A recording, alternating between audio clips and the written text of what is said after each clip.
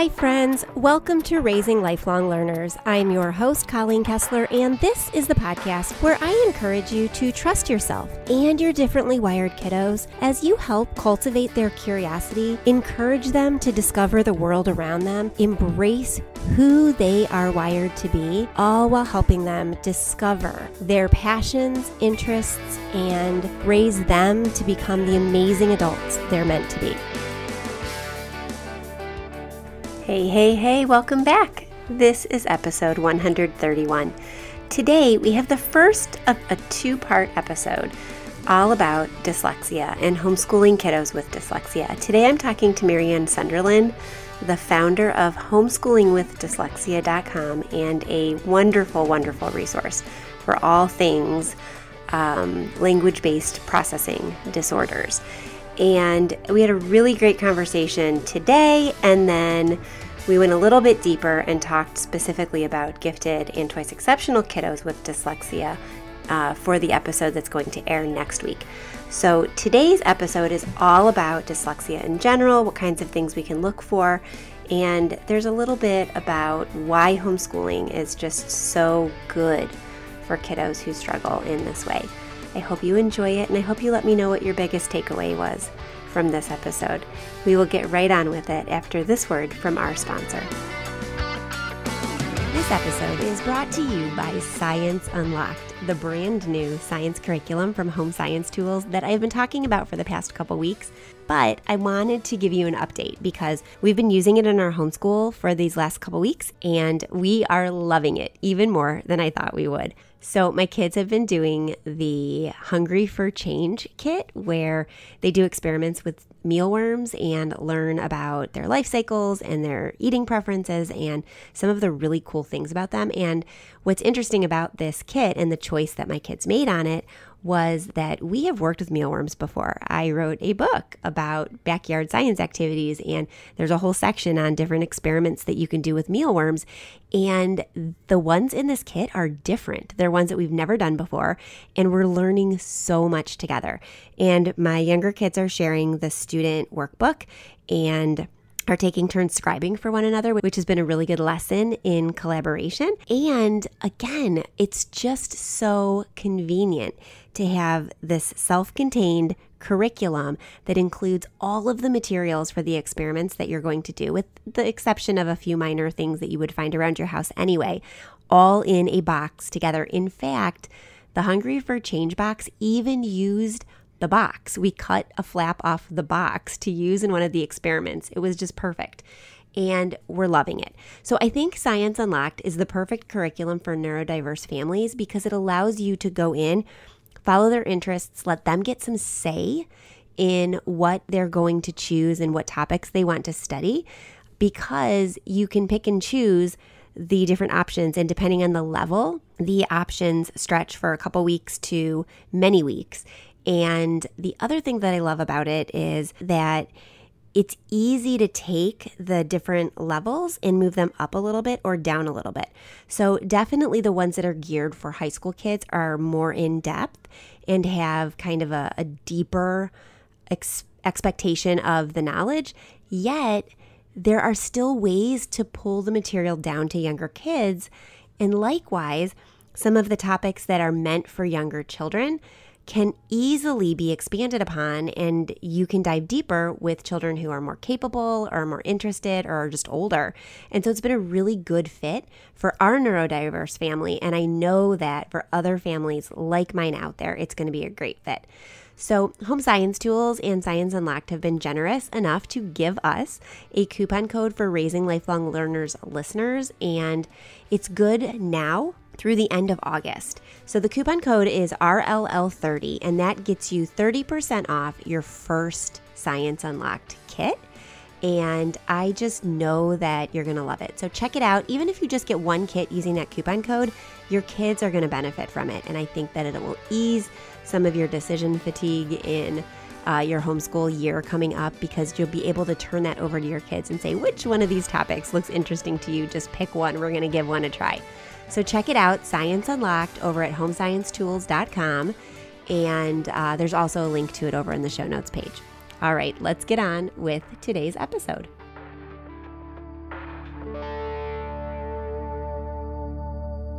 Hey there, I am so excited to have my guest today, a friend and colleague and someone whose site I refer people to all the time, Marianne Sunderland of Homeschooling with Dyslexia. Marianne, thank you so much for being here. Oh, it's my pleasure. I'm so glad we got to chat finally. Yes. Yeah, this is going to be so good. And this is a conversation I have been wanting to have for a really long time because it's something that comes up a lot when I speak, when I read my emails, and in my membership community. But obviously, based on your site, we know we're going to be talking about dyslexia. And it's something that I think a lot of people are curious about. So before we get started, do you want to take a minute and just kind of introduce yourself, let us know your background and a little bit about what you do? Mm-hmm. So my family, I have 8 children. The oldest is 29 and the youngest is 11. And we've been homeschooling this will be my 26th year this year. And, we started homeschooling really because we wanted to travel. In Los Angeles, where we were living, the schools were really bad or really expensive. So, and then just coincidentally, right before my son our oldest went to school or was school age, we went to Australia to visit some friends. And one of the friends homeschooled, and she had all of Raymond Moore's books. You know who Raymond Moore is? He was like the father of homeschooling, and he was a big proponent of like this real organic homeschooling. Anyway, I was like, let's do it. How hard can it be? It's just great, and it was like, I used drugstore workbooks the first year. I was like, oh, I'll just get this little, it says a K, and so I bought like 3 workbooks and it was fine. Like we had a fine time, and then anyway, so it was not easy. Because 7 of the 8 kids have dyslexia, and dyslexia is really what I've learned. Well, we'll talk about this more later, but it involves a lot of different areas. And so, you get your difficulty with math, difficulty with handwriting, difficulty with attention and focus and organization. And so we have it all basically. But now I've graduated 5 of my kids and I'm like, oh, actually, you're doing great. So I have a unique kind of perspective because I'm still homeschooling some kids, but I'm also able to look back at what I did with these kids that are adults and go, that was useful. That wasn't useful, and of course, I've become a mini dyslexia expert because I had to. So I don't know. And then I started the website just because, I just realized that there was nothing else out there. And I could see a lot of, I just knew the struggle that we had figuring things out, sifting through a lot of misinformation, things like that. So I started the site in 2014. Yeah. Was Raymond Moore the one that wrote that Better Late Than Early book? Yes. Okay. Yeah, so I am familiar. And that book and then a couple others, Simplicity Parenting, Free Range Learning, those books, Peter Gray's Free to Learn, those books really shaped me when I first started homeschooling for very similar reasons, like this made sense. And coming out of an education background and having taught, it felt like big and scary and a deviation from everything that I had learned, but the idea of waiting until they were ready was so appealing and letting them have this childhood.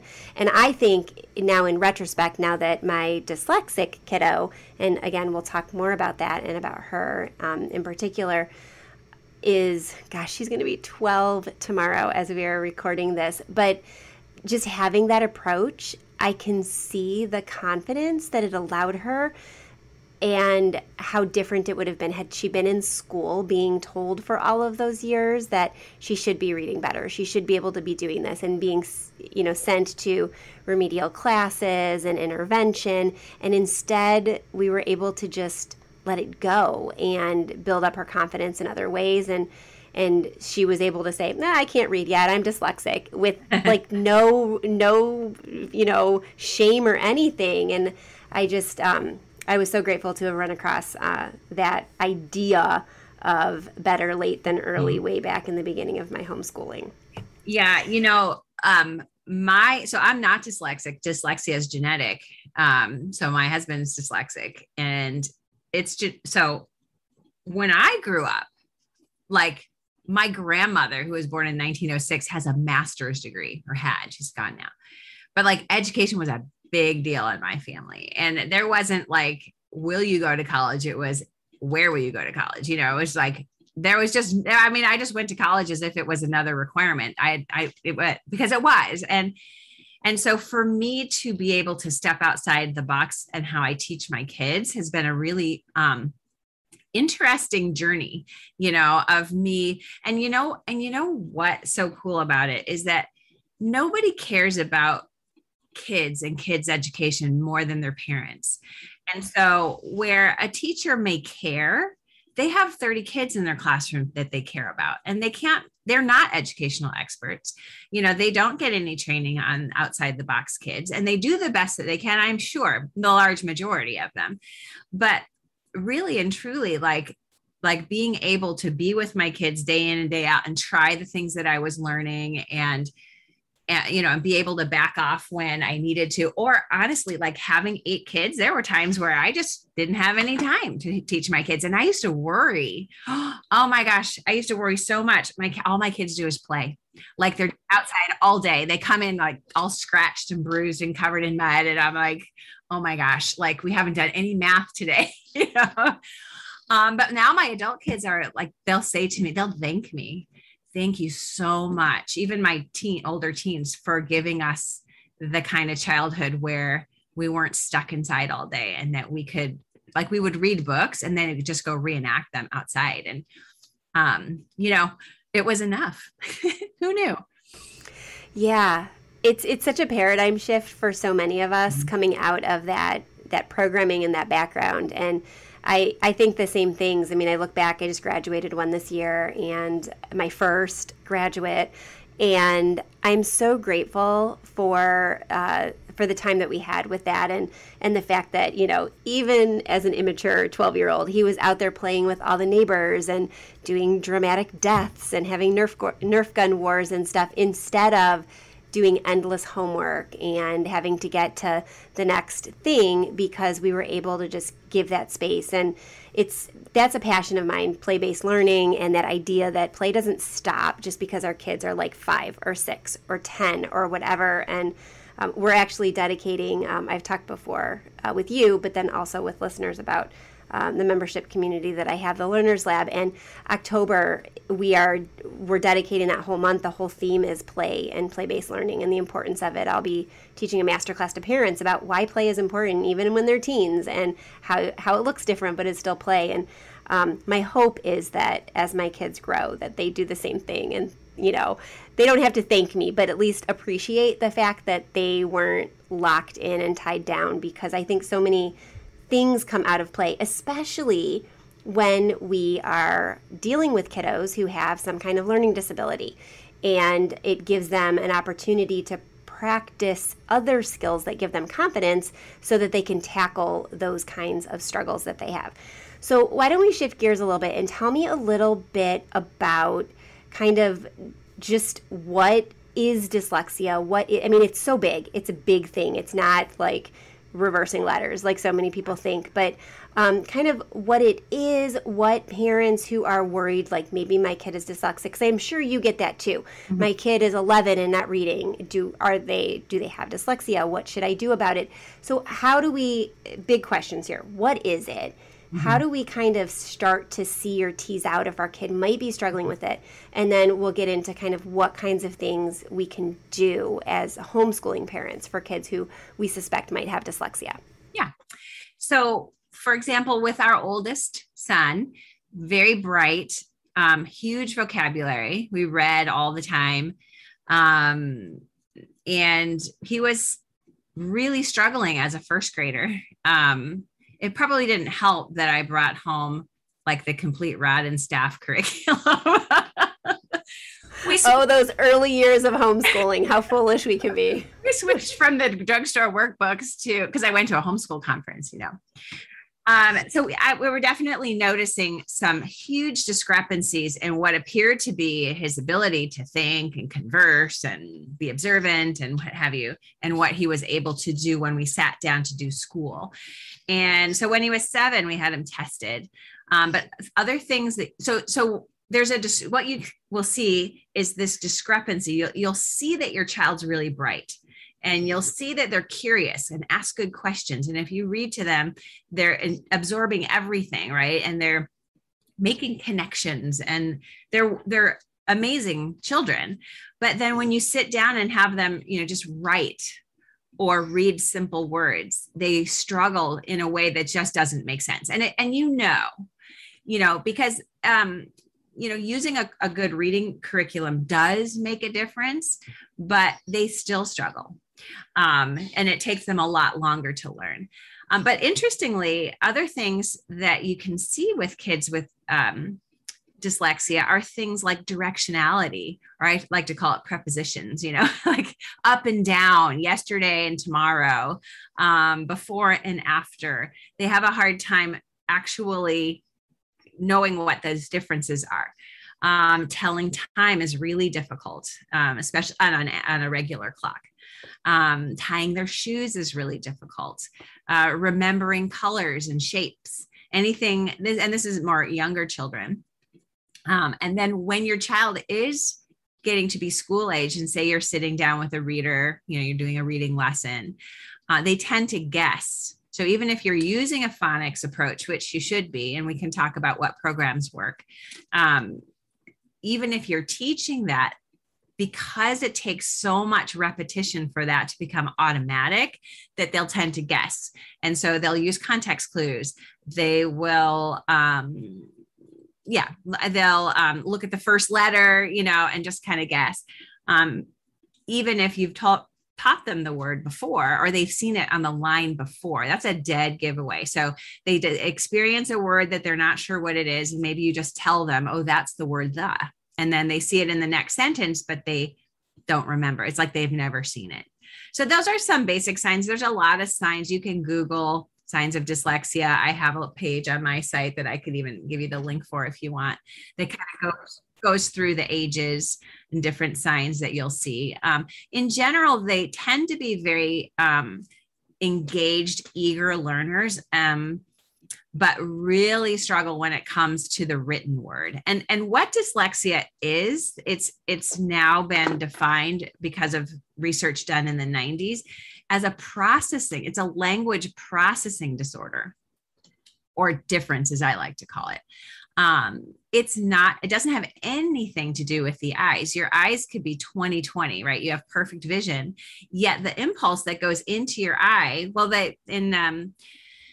in early 90s, Sally Shaywitz, who wrote Overcoming Dyslexia, she did these functional MRIs where she watched the brain activity of good readers and poor readers. And what she found was the good readers, the impulse went in through the eye and directly to the reading center of the brain, right? Very efficient. But with the poor readers, the impulse went from the eye, an all convoluted path all around the brain, and then finally to the reading center of the brain. And so what she determined from this study and others is that dyslexia is not a vision issue. It's not that they see things differently. It's a processing issue where your brain is not processing the information efficiently. The good news is that with systematic reading instruction, the Orton-Gillingham method or approach that's called, you can actually rewire the brain to be more efficient. It just takes a lot of time.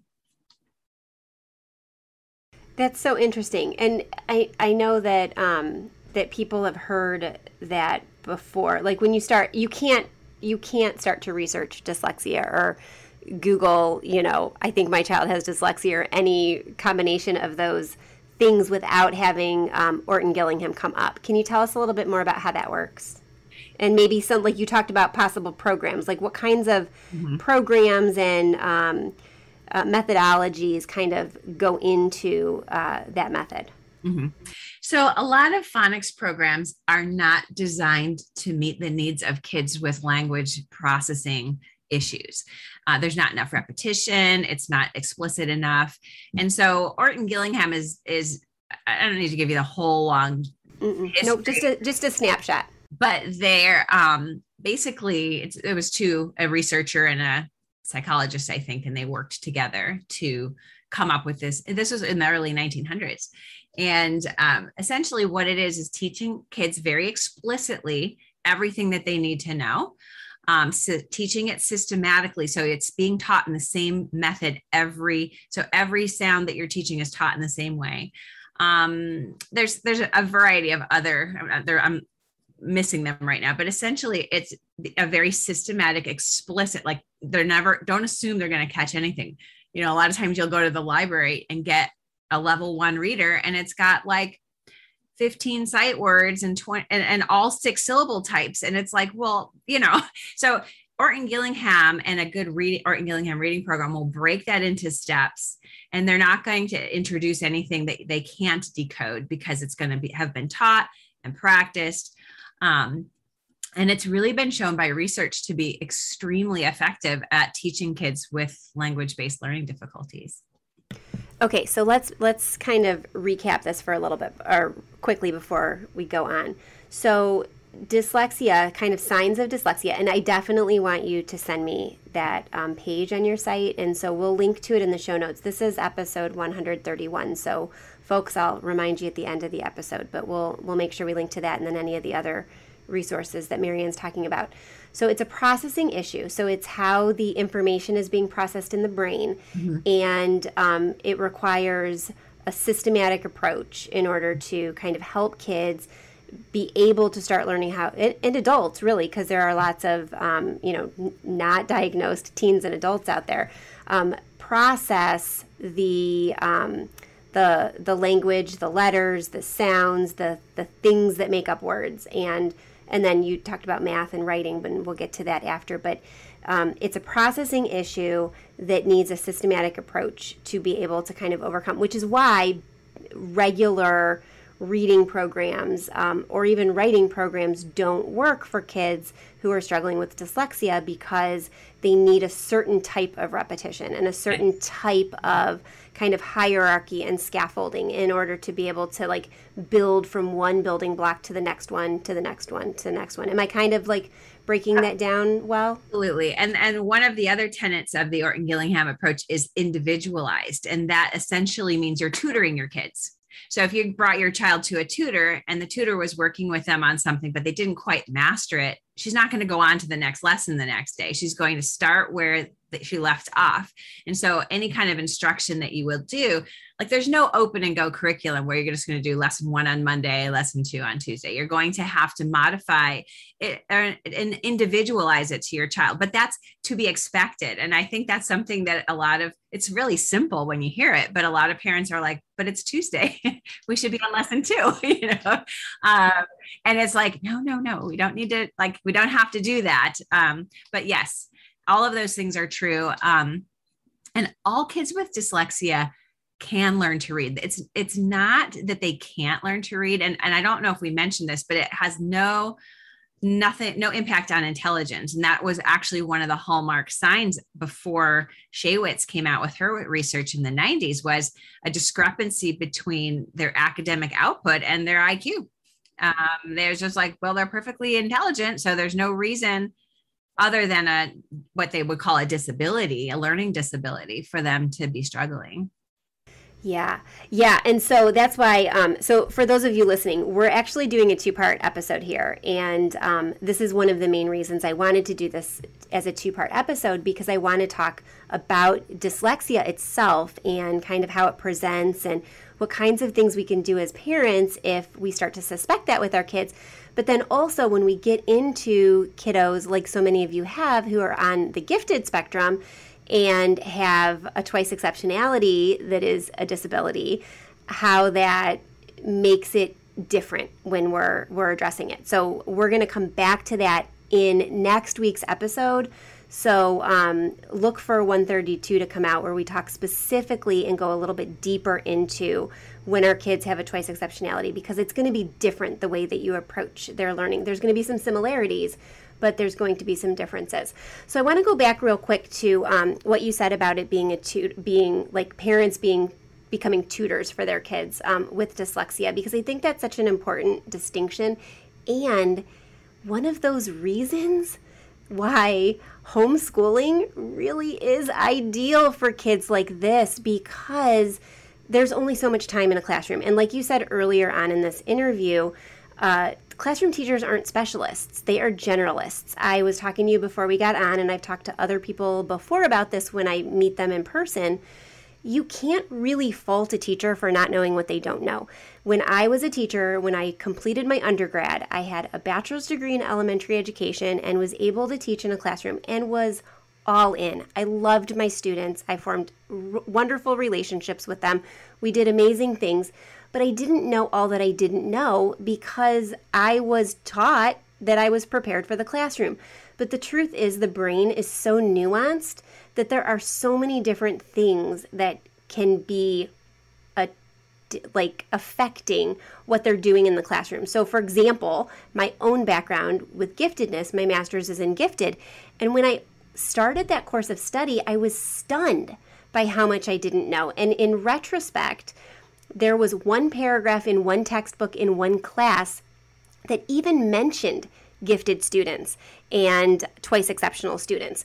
So how could I expect all those other teachers and colleagues that I worked with to know anything about giftedness, which is the same when we talk about language-based processing disorders? How can we expect a teacher in a regular classroom with 30 other kids to know all there is to know about how the brain processes language and when and if and how that can be a problem?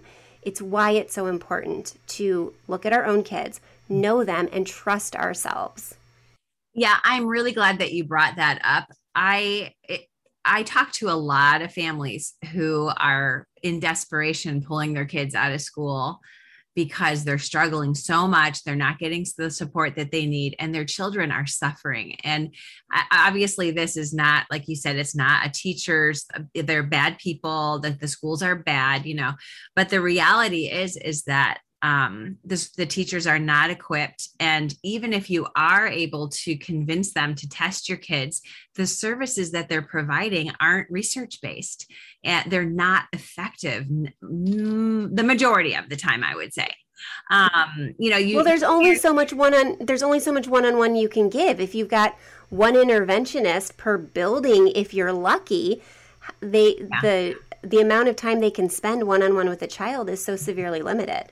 Yeah. And it's really what the kids need is that individualization, because it's not just reading. If you have a fourth grader who's still not reading efficiently or independently, well, how are they going to do their science assignments? How are they going to do their history assignments, right? And so we get to a place where now we are offering accommodations, and we are, having to help them in every subject until they catch up. And so the whole idea of school and the whole standardization process, like you've probably read about this with gifted kids with the bell curve, and you've got the kids on either end that are just being marginalized. Like there's no time and money for the gifted kids, and there's no time and money for the kids who are struggling. And so they just get kind of dragged along, and the majority of the kids are turning out okay. And these kids don't get what they need. And it's hard to give, it's not that there's maybe schools could, there's ways to improve things, I'm sure. But I would not suggest to any parent to think that by putting their child in school that they're going to get a better education. Yes, I think that's so important that if I could sit down with every parent who is thinking about homeschooling or is homeschooling and struggling in any way, shape, or form, the first thing that I would tell them is you are the perfect parent for your child. I say this at every speaking event. Every single speaking event I do.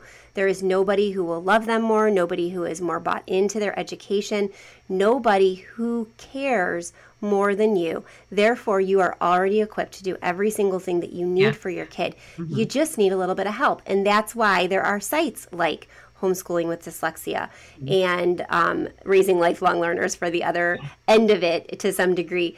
And there are people out there who are who have just created resources to help you help your kids. But bottom line, trust yourself. You really can do this, and it's the best and right thing to do for your kid. Hey there, I just want to take a minute and tell you a little bit more about the Learners Lab because we've had some questions and you hear me talk about it on here, and you've probably seen some posts or some articles on social media or on the website, and you might have some questions. The main question that we have been getting is this a community for my kids? Is this classes for them? Is this a community for parents? And I want to let you know that there's no other community out there like this because it really is for both of you. So in the Learners Lab, your kids get teaching on all sorts of social and emotional skills. We focus on one skill a month. We talked about worry in the past and confidence and all sorts of other things. We also do a live creative thinking class where we have learned visual spatial skills, problem solving, critical thinking, creative thinking, and all sorts of other types of thinking skills.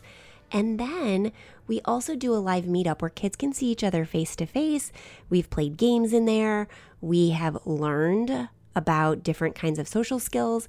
We've also done virtual digital escape rooms and learned card games and different things like that. So it's a lot of fun, a chance for quirky kids to connect with other quirky kids that might be like them or might be different, but learn tolerance and learn how to appreciate others' gifts and quirks and interests and diversities. And then, aside from all of that stuff that we offer for kids, that is like kind of a smorgasbord. You can pick and choose what fits your family the best. Even one of those things is worth the time spent in there for your kiddos, but you have these different options. But on top of that, there's a whole separate forum that's private for parents, mostly moms right now, but dads are totally welcome. It's a place where you can ask questions about the things that you are learning about your kids' neurodiversities. A place where you can go for support, you can have conversations, you can ask homeschooling questions, you can ask parenting questions. We do a live event every single month for parents, whether it is a masterclass or a Q&A where I get on and I answer all the questions you have in as much time as it takes to answer those. And then there's also kind of access to me all the time. You can drop a question in there. I'll usually come in and answer. You can private message me in there. And then there's a whole bonus library that's full of past talks that I've given, resources that I've created, just different things that you can pull from to serve your family in the way that is best suited for your family. And so it's kind of a combination of a place for parents of neurodiverse homeschooled kids to get support, as well as a place for those homeschooled neurodiverse kids to find other kids like them and to get learning and activities enrichment that feeds their brains in a way that is not typically touched on in the general curriculum. So it's kind of all of the above. Now, enrollment is closed right now, but here is the kind of secret thing about getting on the wait list to find out when enrollment is going to open again. We typically open enrollment 3 times a year, and the reason for that is so that we can really focus on our new members and help our old members welcome our new members, our current members welcome our new members, and get them acclimated and involved in the community without having a couple new people like every single day, here and there. And so everybody kind of comes in at the same time in like a cohort, so to speak. And so we can get everybody acclimated and involved with one, big push for effort and really serve them well. And if we were doing that all the time, it would really kind of split our efforts and it would make it difficult to serve everybody throughout the months. However, if you're on the wait list, every once in a while when we've got something special going on in the community that might be of benefit to your family, we will throw an email out just to the wait list that says, hey, this is something I'm not sure you want to miss. You have been expressing interest in joining the community. We're not opening till September. However, if you want to join just for the month and try it out, or you want to join, for the year while you get a chance, we'll open enrollment just for waitlist members for like a 24-hour period when something is coming up so they can get a chance to get in on it. So if you're not on the wait list and it's something you're thinking about or interested in, go over to the show notes page or just the website and click the big button that says Learners Lab and sign up for the wait list. Otherwise, we're opening the membership again in September to kick off the new school year. And so we hope you join us then. Okay, let's get back to today's episode.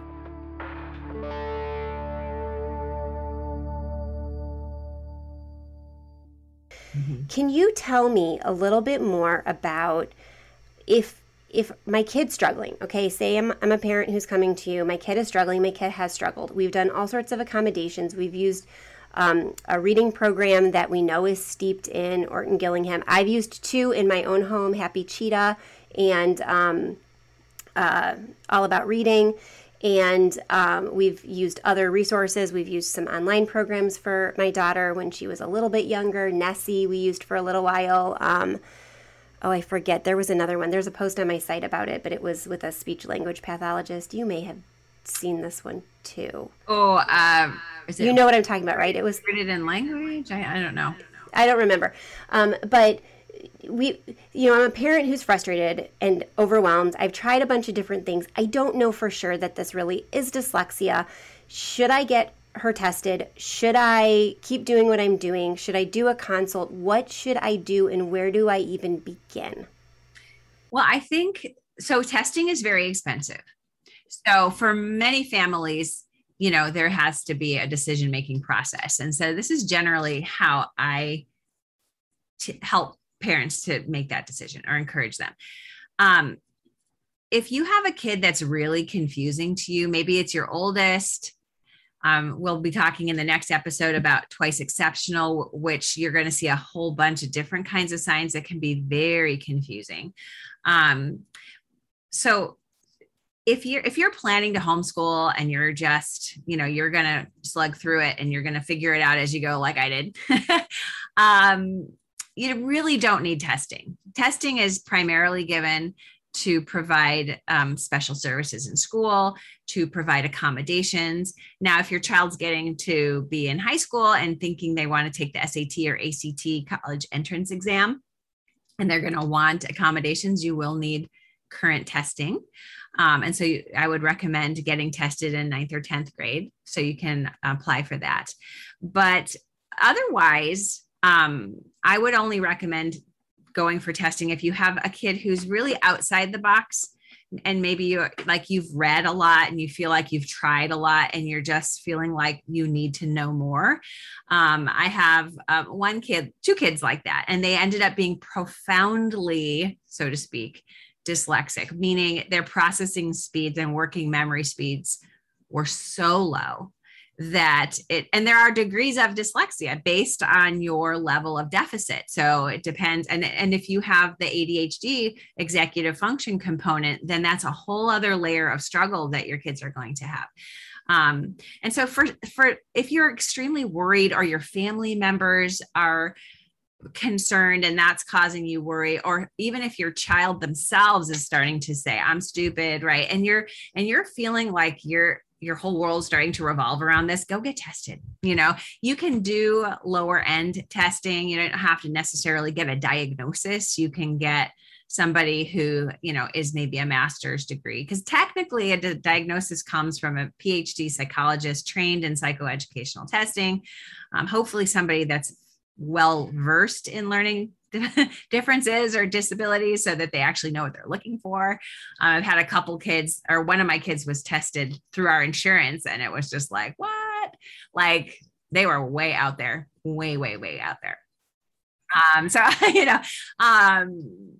what I would recommend, because a lot of, what you're going to see is, an IQ that's either average or above average. And then you're going to see areas of weakness, and then they're going to tell you what you need to work on. And, another alternative to that is, instead of doing straight Orton Gillingham, I have a post on my site called When Orton Gillingham Isn't Enough.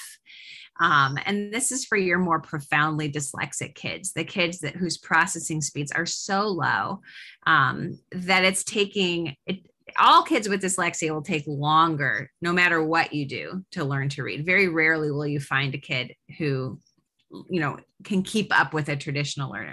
So if you're having a kid who is perplexing, and maybe, the Orton Gillingham program you're using at home, or even the Orton Gillingham tutor that you've hired is not making progress like you would like to see. And you'll know, there's no formula for that. You'll just know, your kid may be getting to be 10 or 11 and still very basic reading, even with good tutoring. There are educational therapies that you can do, like NILD is a fantastic program that does teach reading with an Orton Gillingham type program, but also works on the underlying weaknesses of working memory, visual discrimination, visual memory. It's goes a little deeper. So if come to my website if you have questions and ask me, because I would almost say, rather than test, if you're planning to continue homeschooling, try to get them into some educational therapy. Because here's the thing, there's no reason for an otherwise intelligent child to not be able to read. It's just, it's some kind of processing from one degree to another. A lot of milder kids, you might be like, I wonder if they're dyslexic, they might have some dyslexia, right? And then you have you have moderate ones where you're like, oh yeah, we need to review that rule again. And then you have the profound ones where you're like, I wonder if there's something more going on. And that's the kids that we had tested. I did my research and it was still like, gosh, I wonder if maybe there's some kind of developmental disability here. I don't know. So we had, and of course there wasn't. It was just, a mixture of low processing and executive function and things like that. Yeah, so good.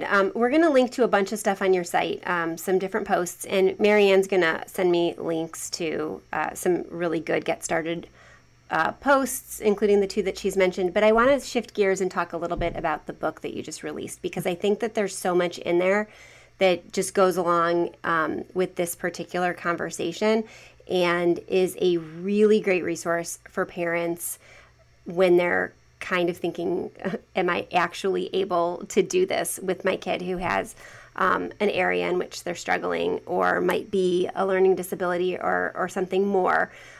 Your book is called No More School. I'm going to try to get the subtitle right. Ready? We're going to be tested. Meeting the educational needs of kids with dyslexia and language-based disorders. Did I get it right? Difficulties. Language-based difficulties. Yeah. I got it close. Really good. I have not read it yet. I'm looking forward to reading it. But I want you to tell us a little bit about the premise, because when we were talking about it earlier, I was just so captivated and really excited about this work. No More School. So I wrote a book called Dyslexia 101 a few years ago. And that was kind of like, I call that like a primer, like, here's what you need to know about dyslexia, like what it really is and what works. But No More School is like my graduate thesis, because, and it's what I have learned. I should have a PhD in education from what I've done. From what I've learned from watching my adult kids grow up, is that, holy smokes, like, we do not need to be pounding these square pegs into round holes. And when I say no more school, I don't mean no school. I don't mean schools are bad. I'm saying standardized compulsory education is fairly new. It's not based in any kind of learning research, and it doesn't fit every child. In fact, it really doesn't fit many children. There are kids who can tolerate it better than others. But No More School kind of deconstructs the idea of, or the ideas of school. Scopes and sequences. This is what we learn in first. This is what we learn in second. Teaching kids a mile wide information, an inch deep. Like these notions that we're preparing our kids just in case they need to know something, and kind of compare that to how people really learn. And I've come away with some encouragement for families of outside the box kids to say, you don't have to catch up. You're not behind anybody. You don't have to teach anatomy in 8th grade or whatever, you don't have to do these things. You can do. And furthermore, something that I've really been learning, self-directed learning, sometimes called unschooling, but unschooling has a lot of funny connotations. So self-directed learning, where you're allowing your kids to pursue their interests. Things like self-directed learning, which is homeschooling is a perfect environment for, teach our kids the real skills that they need to be successful as adults. In California, you have to have algebra to graduate, and 3 years of English and a year of language, right? You don't need that kind of stuff to be successful in life as an adult. To be successful as an adult in life, you need to be able to have critical thinking. You need to be able to problem solve. you need to be able to find information that you're looking for, right? And so this perfectly mimics what self-directed learning is, and the whole, so, my child right now, I have a kid who's really into aquariums, and it's morning, noon, and night. He's reading books, he's writing in his notebook, he's going to aquarium stores, he walks to the one in town, he's just like every day. And I was like, well, he's learning this, he's learning that, he's learning this, he's learning that. And then I was I was interviewing someone for my membership site, Beyond the Box Learning, Blake Bowles, who's a fantastic advocate for self-directed learning. And he said, Marianne, it's not about the subjects. It's about, like what you're teaching, becoming a lifelong learner. And then it doesn't matter. My daughter that just graduated from college with honors with a science degree barely passed algebra as a senior in high school. She was a terrible high school student if I were to measure her by regular standards. The difference is that we continually talked about what she was good at, what she wasn't good at, what she liked, what she didn't like.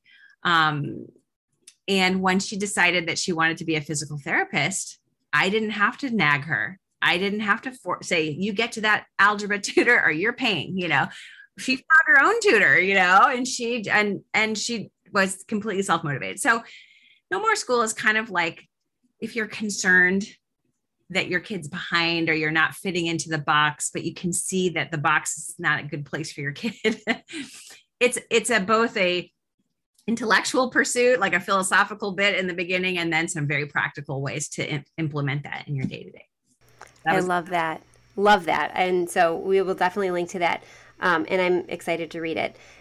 Blake Bowles was on the podcast like months ago, probably last year. It was a great episode. So we'll make sure we link that here too. And then another conversation that I had fairly recently, I guess it was probably last year too, on the podcast that we talked a lot about, that was with Peter Gray of Free to Learn. We talked a lot about self-directed learning and how it's more motivating. It's that kids can overcome so many of their quote unquote struggles, or the things that would be labeled as deficits in a traditional school system, when we just empower them to kind of follow their own path and take a non-traditional approach to learning. I mean, my oldest is not going to college right now. He's brilliant. We actually do have an IQ score on him because we were trying to keep him in the school system originally. He is the reason we eventually catapulted ourselves headlong into homeschooling, but because he just did not fit. But he did things differently. He by IQ and on paper, right, he should be in some Ivy League school pursuing some advanced degree, but he's passionate about audio and video editing and playing with film and cameras and editing, just manipulating light to take pictures and stuff. We had a photographer here taking pictures, like day in the life pictures of us. It was, highly recommend this. If anybody ever wants a really great family memento, we hired her. She's a documentary a photographer, and she comes for 12 hours and just basically takes pictures of your everyday. There are many of these. She belongs to clubs of documentary photographers, and they do this. Highly recommend finding a documentary photographer and having them come out at least sometime in your children's lives, because she came and she stayed with us the night before so she could wake up when we woke up, and she took pictures all day from us making breakfast all the way to making dinner and like sitting out with feeding the chickens in the evening. But when she and my son sat down after the photography day was over, and he was showing her some of his pictures that he had taken that day, she started asking him, like, what classes did you take? Have you gone to any kind of photography or film school? And he hadn't. He just found tutorials and figured out what he wanted to do and how to do it and how to capture the light and when to break the rule of thirds and when to use it to your advantage. And that's because we were able to lean in and trust and let an outside-the-box kid follow an outside-the-box potential interest. And here he's, building a freelance business and wants to stay home.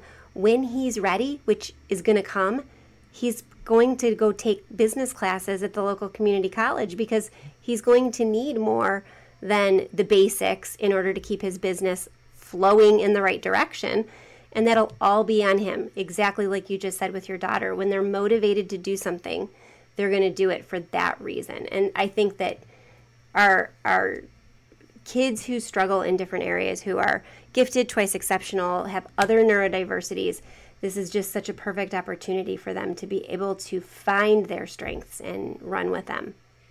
You know, what you described is so true. And I think also, you know, we kind of tend to think like, well, that when they graduate from high school, they're done learning, you know, and the outside the box learning and education never really stops. I mean, we never stop learning. You know, I didn't know how to blog or write blog posts or write books, or, you know, I didn't know how to be a mom. I didn't know, there are a lot of things I didn't know how to do, you know, 20, 30 years ago, but I was able to learn. And I see that with my kids now. I'm like, because when they're 18, they might be done with their formal studies, but they're still finding their way, you know, and they're on this journey of learning. And that is why just start that when they're 18? Why not start that when they're 5, you know, where they're pursuing interests and you're facilitating and you're, you know, slipping in some reading here and there. I'm not a diehard unschooler in the sense of like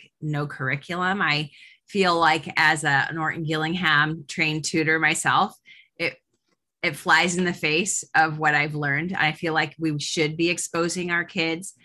That's my personal opinion. I think maybe if I had learned about unschooling earlier, I don't know.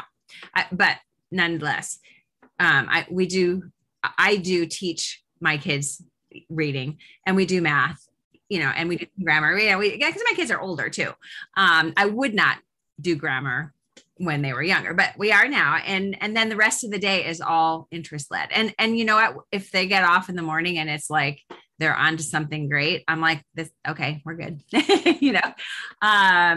So I just think, you know, with my adult kids, I have seen them, you know, quote unquote, finish high school, but they're, you know, they're pursuing, they're traveling, they're, you know, learning. My boys got their captain's licenses, my 2 adult boys, you know, and then they're getting higher levels of captain's licenses and scuba licenses and, you know, yacht brokers, and they're just constantly learning. And so we don't need to be worried about that high school graduation as some sort of end mark. I think the worry comes from feeling or thinking that going straight to school or straight to a 4-year school is the best option or the only option. And it's certainly not. You know, college isn't for everybody. Plenty of very successful entrepreneurs who never went to school are college. Some didn't even finish high school. So, you know what I mean? So we can, like you said, trust our kids, trust the process. I firmly believe that if you're connecting with your kids, and you are giving them meaningful life experiences, that they will be okay, honestly.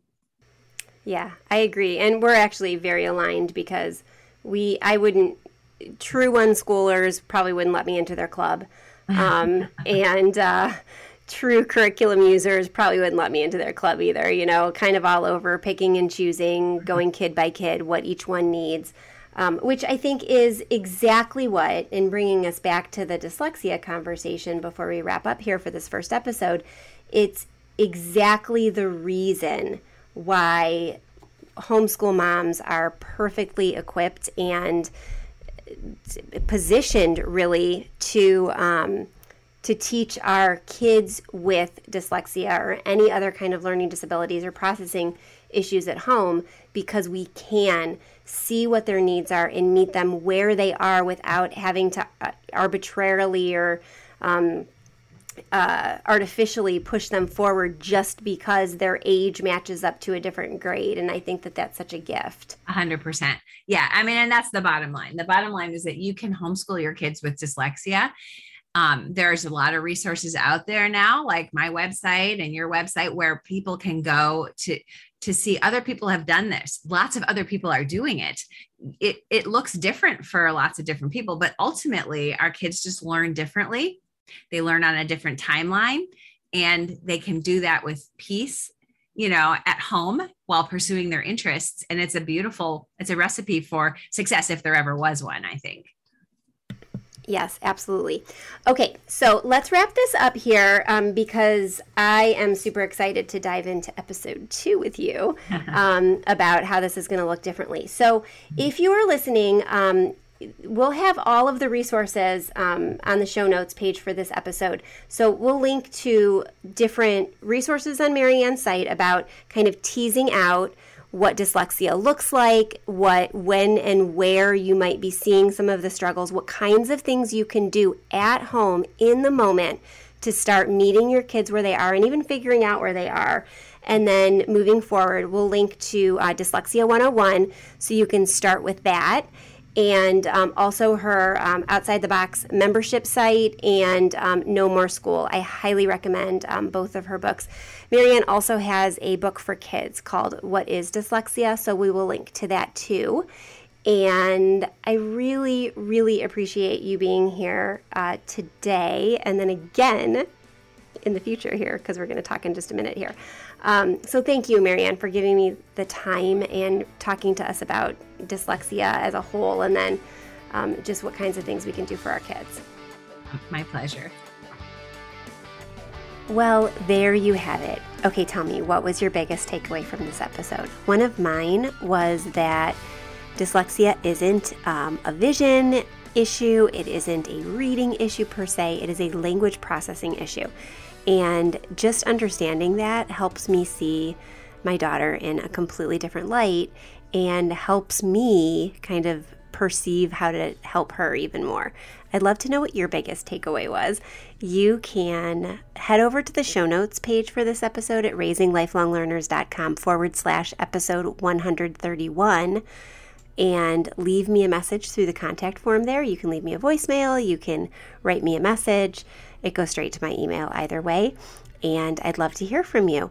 I'd also love it if you know somebody whose kiddo struggles with some kind of language challenge and may benefit from this conversation that I had with Marianne today. I'd love it if you'd share this episode, encourage them to subscribe, and you can also leave a rating or review over on iTunes or wherever you listen to your podcasts. It helps more people find the resource and learn from the experts who are coming on with me. I really appreciate your time. I know there's so many different ways that you can spend it, so I'm glad that I get a chance to pop into your earbuds and chat with you on a weekly basis. I really, really appreciate you. I hope you have a great week, and we'll be back with episode 132, part 2 of this conversation, specifically diving into gifted and twice exceptionalities with dyslexia next week. Same time, same place. Bye for now.